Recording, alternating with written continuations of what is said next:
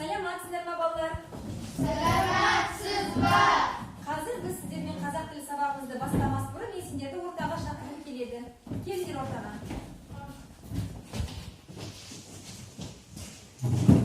Қандай тілде сендер балалар амандасу білесіңдер? Қандай тілде? Мысалы, қазақ тілінде біз сәлем, сәлеметсіздік дейміз. Басқа қандай тілде амандасу білесіңдер? Hello, тағы да. Bonjour. Қытайша. Hi, иә? Ал оны біз осындай әдіспен бастаймыз. Қайталаймыз мен артынан. Сәлем, hello, привет, bonjour, hi. Қазір мына дөңгелекшелерді таңдап, топқа бөліне қойып, тез алдында қай тұсталғыларың келеді? Жылдам.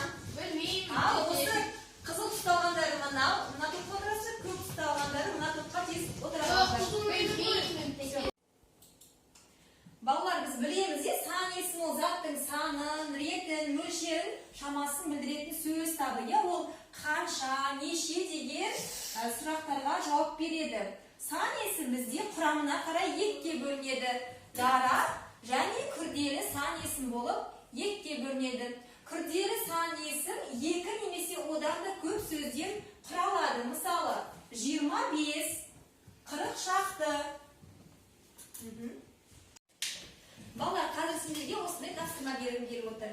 Сендер қазір осы қағаздарға сан есім туралы қандай ақпарат білесіңдер, осында сан есімде барлық білетіндеріңді жазып топтап шығыңдар, жарай ма?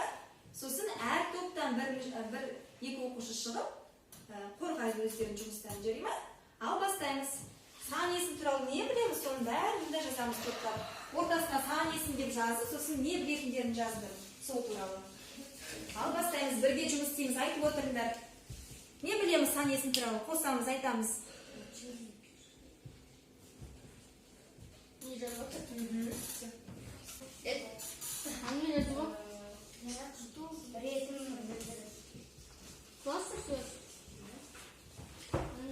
Қандай мысал айтыңдар?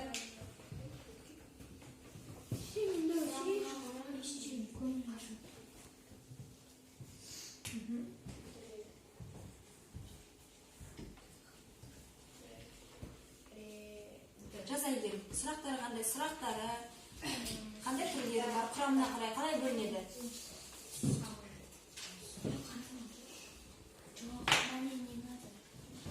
Жақсы, бірінші топ өзінің топтауын қорғауға дайын екен. Тыңдаймыз екінші топ. Біз сан есім туралы осындай кластер жасадық. Сан есім заттың санын білдіретін сөз табы. Сан есім құрамына қарай дара және күрделі болып бөлінеді. Және оның сұрақтары қанша, неше, нешінші. Жақсы, рахмет, отыра қойыңдар. Жақсы, балалар, міне бізде алты қалпақ әдісі бойынша бізде қызыл қалпақ нені білдіреді? Ол оқушының эмоциясын білдіреді. Кәнеки, Баян бүгінгі сабақта алған эмоциямен бөлсе ғой, кәне. Не ұнады саған сабақта? Ерекше саған сәлемдескеніміз ұнады, топпен жұмыс істеген. Жақсы. Балалар, қазір енді сабағымызды қорытындылау үшін кері байланысқа мына білім ағашына, мына қағаздарға бүгінгі сабақтан қандай жаңа ақпарат алыңдар, қандай ұсыныстарың бар, соны жазып мына білім ағашына бере қойыңдар, жарай ма? Иә.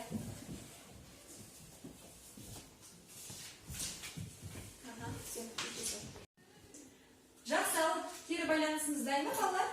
Иә. Ал, айта қойыңдар. Мен сан есімнің түрлері жақтарын.